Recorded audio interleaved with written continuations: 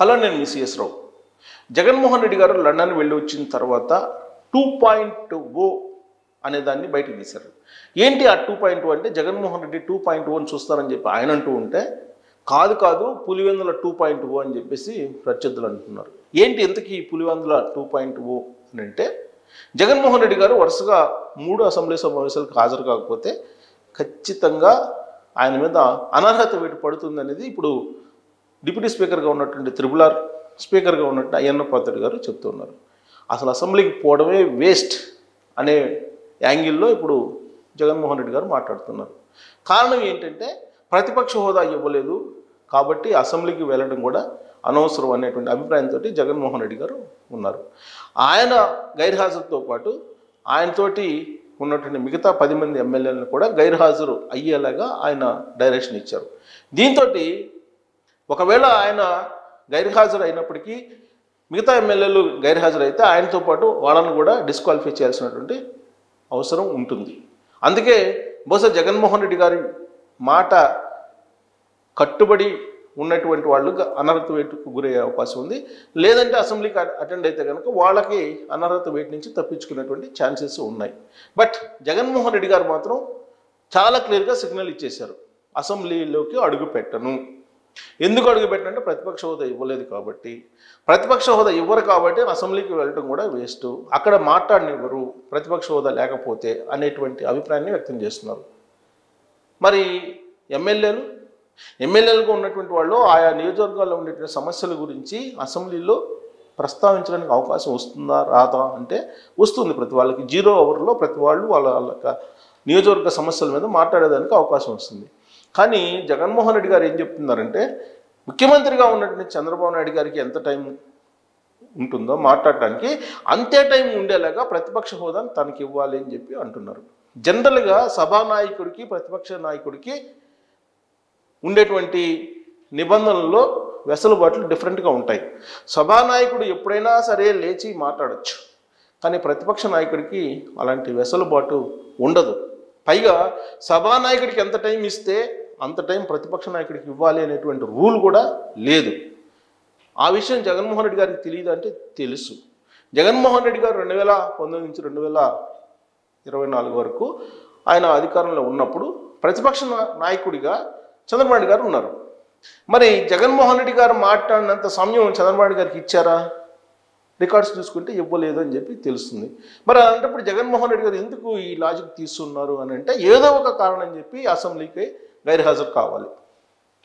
ఆ తప్పుని ప్రభుత్వం మీద పెట్టాలి. ఇప్పుడేమంటున్నారు, ప్రతిపక్ష హోదా ఇవ్వాలి అని అంటున్నారు. ప్రతిపక్ష హోదా రావడానికి 10% మినిమం అభ్యర్థుల్ని గెలుచుకొని ఉండాలి ఏ పార్టీ అయినా. మరి జగన్మోహన్ రెడ్డి గారు గెలుచుకుంది, ఆ పార్టీ గెలుచుకుంది ఎంత? 11 మంది. మొత్తం 175 మందిలో 10% అంటే కనీసం 18 మంది గెలిచి ఉండాలి. కౌల్ అండ్ షక్దార్ రూల్స్లో అది ఉంది. మరి 18 మంది ఎమ్మెల్యేలు లేరు కాబట్టి ప్రతిపక్ష హోదా ఎలా వస్తుంది అని అంటే, జగన్మోహన్ రెడ్డి గారు ఏం చెప్తున్నారు, సభలో ఉండేది అధికార పక్షం ప్రతిపక్షం. అధికార పక్షం అంటే కూటమి, ప్రతిపక్షం అంటే వైసీపీ. కాబట్టి నాకు ప్రతిపక్ష హోదా ఇవ్వాలి అని చెప్పి అంటారు. కానీ ఇక్కడ కూటమి అనేది 3 పార్టీలకు సంబంధించినటువంటిది కూటమి. జనసేన పార్టీకి ఉన్నారు, తెలుగుదేశం పార్టీకి 144 ఉన్నారు, బీజేపీకి మిగతా వాళ్ళు ఉన్నారు. మరి ఇలాంటప్పుడు 164 మందితో కూడినటువంటి కూటమి ప్రభుత్వం ఏర్పాటు చేసినప్పుడు మిగతాది ప్రతిపక్షం అవుతుందా? మరి కౌల్ అండ్ షక్దార్ రూల్స్ ప్రకారం 11 మంది ఎమ్మెల్యేలకు పరిమితం అయితే ప్రతిపక్ష హోదా ఎలా వస్తుందని చెప్పి ఇప్పుడు అధికార పక్షంలో ఉన్నటువంటి వాళ్ళు క్వశ్చన్ చేస్తున్నారు. దీని మీదనే హైకోర్టులో పిటిషన్ వేశారు జగన్మోహన్ రెడ్డి గారు. ఆ పిటిషన్కు సంబంధించి విచారణకు తీసుకున్నటువంటి హైకోర్టు స్పీకర్గా ఉన్నటువంటి అయ్యన్న పాత్రుడు గారికి వివరణ ఇవ్వాలని చెప్పేసి నోటీస్ కూడా పంపించింది. ఆ నోటీస్కి రిప్లై ఇవ్వలేదు అయ్యన్న పాత్రుడు గారు. దానికి కారణం ఏంటంటే, లెజిస్లేషన్కి జ్యుడిషియరీకి మధ్య ఒక లక్ష్మణ రేఖ ఉంటుంది. జ్యుడిషియరీ లెజిస్లేషన్లోకి ఎంటర్ కాదు, లెజిస్లేషన్ జ్యుడిషియరీలోకి ఎంటర్ కాదు. కాబట్టి అయ్యన్న పాత్రుడు గారు ఆ నోటీస్కి రిప్లై ఇవ్వకుండా కామ్గా ఉన్నారు. స్పీకర్కి విశిష్టాధికారాలు ఉన్నాయి. అసెంబ్లీలో జగన్మోహన్ రెడ్డి గారిని అనర్హత వేటు వేయాలా లేదా అనేది వరుసగా 3 సమావేశాలకు కనుక హాజరు కాకపోతే డెఫినెట్గా అనర్హత వేటు వేయచ్చు అనేది రూల్స్లో ఉంది. మరి జగన్మోహన్ రెడ్డి గారి మీద అనర్హత వేటు వేస్తే ఇమీడియట్గా పులివెందుల ఉప ఎన్నిక వచ్చేటువంటి అవకాశం ఉంది. అదే పులివెందుల 2.0 అనుకోవచ్చు. జగన్మోహన్ రెడ్డి గారు లండన్ నుంచి వచ్చిన తర్వాత 2.0 జగన్ అని చెప్తున్నారు, కానీ అది జగన్ 2.0 కాదు, పులివెందుల 2.0 ఉప ఎన్నిక రాబోతుంది. ఆ ఉప ఎన్నికల్లో జగన్మోహన్ రెడ్డి గారు ఓడిపోతారు అక్కడ పులివెందుల్లో అనేది ఇప్పుడు బీటెక్ రవి లాంటి వాళ్ళు చెప్తూ ఉన్నారు. ఎందుకంటే కడపలో మహానాడు కూడా పెడుతున్నారు, మహానాడు జరగబోతుంది. ఆ మహానాడు తర్వాత కడప జిల్లా వ్యాప్తంగా టోటల్ రాజకీయం మారిపోయిన అవకాశం ఉందని చెప్పి తెలుగుదేశం పార్టీ భావిస్తుంది. పులివెందులలో కూడా జగన్మోహన్ రెడ్డి గారు గెలిచేటువంటి అవకాశమే లేదని చెప్పి బీటెక్ రవి అంచనా వేస్తూ ఉన్నారు. బీటెక్ రవి తెలుగుదేశం పార్టీకి సంబంధించిన ఇన్ఛార్జ్ అక్కడ పులివెందుల, ప్లస్ సుదీర్ఘంగా ఆయన రాజకీయాలు నడుపుతున్నారు. అనేక సందర్భాల్లో ఆయన ఓడిపోయారు జగన్మోహన్ రెడ్డి గారి మీద, అలాగే రాజశేఖర రెడ్డి గారి మీద ఓడిపోతూ వస్తున్నారు.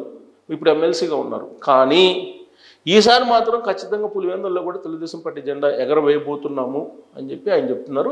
బై ఎలక్షన్స్ వచ్చే అవకాశం ఉందని కూడా ఆయన చెప్తున్నారు. దానికి కారణం ఏంటంటే బహుశా ఇదే అయి ఉండొచ్చు. జగన్మోహన్ రెడ్డి గారు ఎలాగో గైర్హాజరు అవుతారు, ఆ మేరకు సిగ్నల్ కూడా ఇచ్చేశారు కాబట్టి అసెంబ్లీకి పోవడం వేస్ట్, అక్కడ మాట్లాడినెవరు అనేటువంటి అభిప్రాయంతో జగన్మోహన్ రెడ్డి గారు ఉన్నారు. ఆ విషయాన్ని ఆయన ప్రెస్ మీట్లోనే అనౌన్స్ చేశాడు జగన్మోహన్ రెడ్డి గారు. అంటే గైర్హాజరు అవుతారు. గైర్హాజరు అయితే ఇమీడియట్గా ఆయన మీద అనర్హత వేటు వేసే అవకాశం ఉంది. అనర్హత వేటు పడితే అప్పుడు పులివెందుల ఉప ఎన్నిక వస్తుంది. పులివెందుల్లో తెలుగుదేశం పార్టీ జెండా ఎగరవేస్తుంది అనేటువంటి ధీమాన్ని బీటెక్ రవి వ్యక్తం చేస్తున్నారు. మరి జగన్మోహన్ రెడ్డి గారు 2.0 అంటే కార్యకర్తల కోసం ఏ విధంగా ప్రభుత్వాన్ని ఏర్పాటు చేసి పరిపాలించాలో చూపిస్తారని చెప్పి అంటున్నారు ఆయన. అసలు 2029లో జగన్మోహన్ రెడ్డి గారు గెలుస్తారా? గెలిచే అవకాశం ఉందా? అసలు జగన్ 2.0 అంటే ఏంటి? మరో 30 ఏళ్ళు తానే సీఎం అని చెప్పి అంటున్నారు. మరి ఎలా అంటున్నారు? ఏంటి దాని క్రైటీరియా అని అంటే విశ్వసనీయత, అలాగే వ్యక్తిత్వం, ఇవన్నీ కూడా జగన్మోహన్ రెడ్డి గారిని గెలిపిస్తాయని చెప్పి ఆయన అనుకుంటున్నారు. విశ్వసనీయతతో కూడినటువంటి రాజకీయాలు చేశానని చెప్పి జగన్మోహన్ రెడ్డి గారు చెప్తున్నారు. వ్యక్తిత్వం ఉన్నటువంటి నాయకుడిగా తనను తాను కితాబిచ్చుకుంటున్నారు.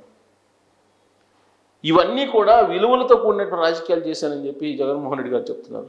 విశ్వసనీయత, విలువలతో కూడినటువంటి రాజకీయాలు చేసినటువంటి వ్యక్తిత్వం ఉన్నటువంటి తనకి 30 ఏళ్ల పాటు ఆంధ్రప్రదేశ్ సమాజం అవకాశం ఇస్తుందని చెప్పేసి ఆయన నమ్ముతూ జగన్ 2.1 చూడబోతున్నారు మీరు అని చెప్పి ఆంధ్రప్రదేశ్ ప్రజలకి, ఆంధ్రప్రదేశ్ సమాజానికి ఆయన చెప్తున్నటువంటి సందేశం.